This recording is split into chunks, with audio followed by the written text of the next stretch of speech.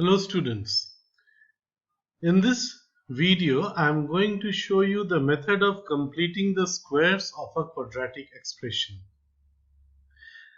What do we mean by completing the square of a quadratic expression?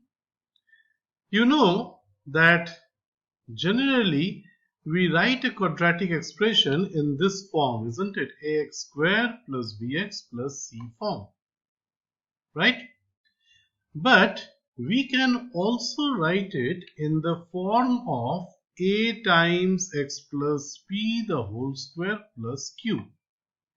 This method, this form is called completed square form. This form of writing a quadratic expression is called completed square form. So in this video I am going to show you how to change this normal form into the completed square form. But why do we change it? What are the benefits?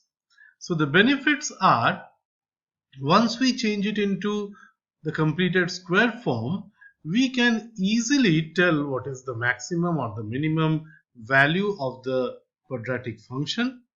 We can sketch a quadratic curve very easily, and we can even solve quadratic expression or equations using this method. Now let us see how do we do that. How do we express x square minus 2x plus 4 in the completed square form, right?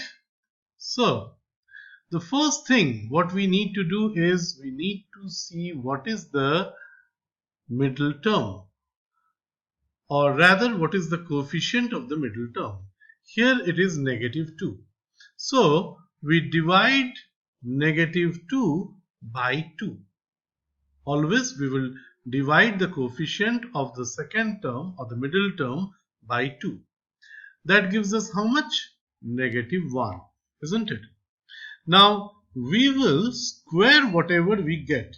We have got negative 1, so we square negative 1 and that gives me 1, right? So what am I going to do now is I am going to write the first two terms as it is. Then we are going to add this 1 to it. But we have added this 1 from outside, isn't it? So that will change the expression. So I subtract whatever I have added. I added 1, so I subtracted 1 as well, so it doesn't change. And finally, we write the last term, which was 4. Then we put a bracket for the first three terms. Remember, we always add first and then we subtract. Clear? Then x square is the square of what? X square is the square of x. And 1 is square of what? 1 is the square of 1, isn't it?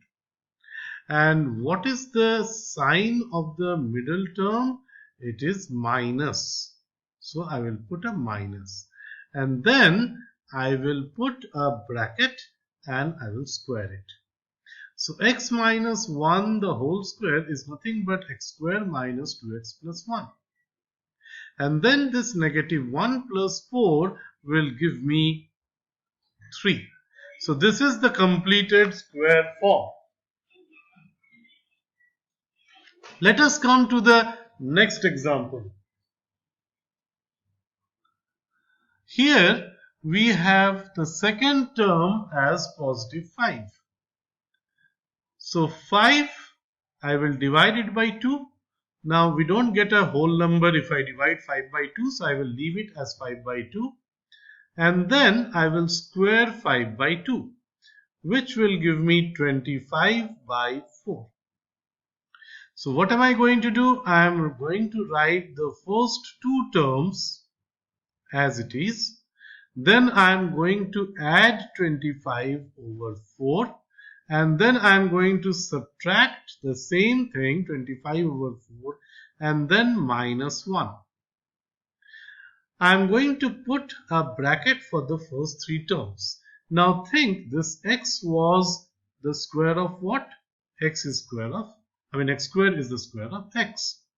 25 by 4 is square of 5 by 2.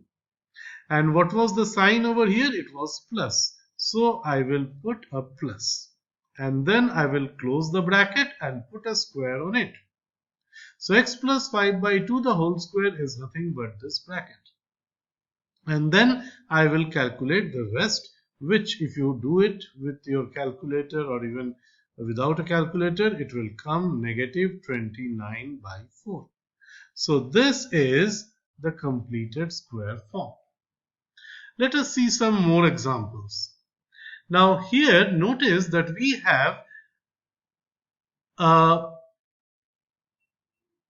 have 2 as the coefficient of x square. If I go back and show you the last examples, in the last examples we didn't have, we had the coefficients of x square as only 1. But the example which I have taken now, it has the coefficient of x square as 2. So here what we need to do first is we need to take that coefficient of x square out. And then we need to divide each term by 2. So that means I am factorizing it. So what will be left over here? 12 divided by 2 will be 6 and 1 divided by 2 will be half. That means I have taken the factor 2 common from all the three terms. So this is an additional step if you have a coefficient of x square other than 1. Now the middle term is 6. So I divide 6 by 2, which gives me 3. And how much is the square of 3? It is 9. So what am I going to do is I'll write the first two terms as it is. Then I will add 9, subtract the 9 and then put the half. We will put the bracket for the first three terms.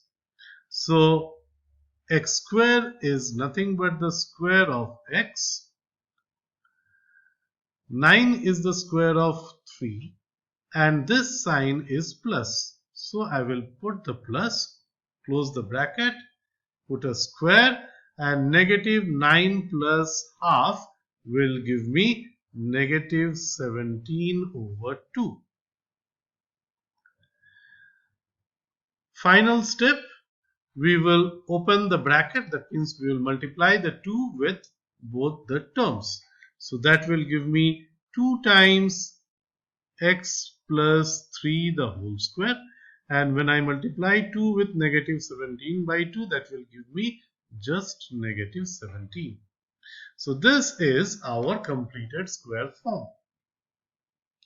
Let us take another example. Now mind it, here the expression is not arranged.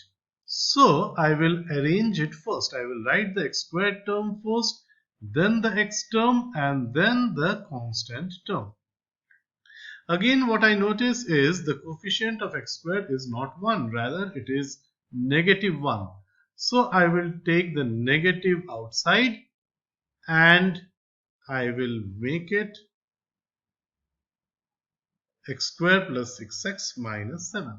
That means I have taken the common factor negative 1 from each one of them. Now, what is the middle term? Again, it is 6. So 6 by 2 is 3. And then we square the 3, which gives me 9. So I will keep the minus outside. I will write the first two terms as it is. Add 9, then subtract 9. Again, I am reminding you, adding first, then subtracting. Minus 7. We put a bracket for the first three terms. Then we think x square was the square of x and 9 is the square of 3. What should be the sign in between? Since it is plus, I will put a plus in between. Close the bracket, put a square, and negative 9 minus 7 is negative 16. Finally, I will open the big bracket. So that will be negative x plus 3 the whole square, and this negative times this negative will make it positive 16. So this is our completed square form. I hope this is clear to you. Thank you.